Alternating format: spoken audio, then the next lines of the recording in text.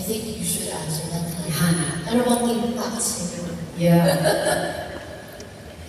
I think the most beautiful impact is that we have a highest authority in the household. So it's not just what mom says, it's not just what dad says. It's, okay, you have an opinion, I have an opinion, let's look to what God has to say. And I think that it's so beautiful because I look up to my parents so much. They are my biggest inspirations in life. But to see that they can stand, and they can inspire so many other people, but when they go home, they kneel, and they have a higher authority. It shows me that, oh, if they need the Lord in their lives, who am I to think that I don't? You know, so I love that. I think the level to which they rise up is the level to which they kneel also in submission to the Lord. And I want to live that type of life. And also in the future when I have my own family, I know that building a family with the Word as the foundation is what's going to allow it to be successful and to be a beautiful family. So, yeah. It's also nice because they also give us ownership of our faith. It's not like, okay, we're all Pangininans, this is what we believe. It's, okay, this is what we believe, and we invite you to join us to church. We invite you to read this passage. We invite you to learn with us. And then make your own decisions. And then if you want this as something you believe, then that's fine.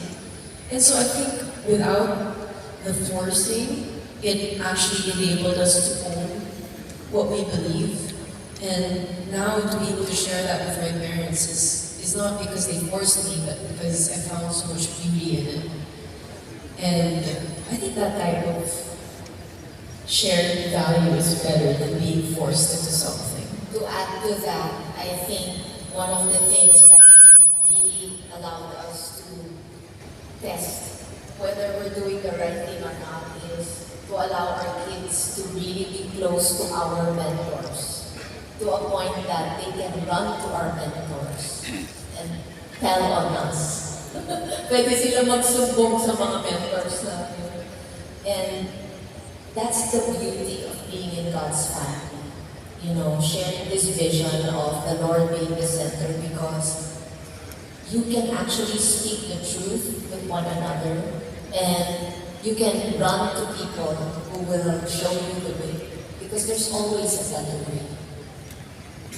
As Christians, since this is the National Bible Day, we always have this life verse, right? Every Christian has a life verse. But this year, I was able to encounter that aside from the life verse, Christians should also have their war verse.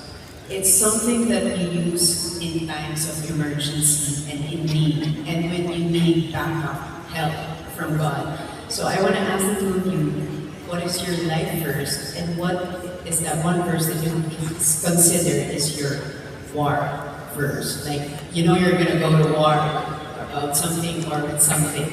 So you can think about that verse, Hannah. But see, Miss Maricel, she's been through a lot in life, so I'm sure she has a life verse and she has a war verse.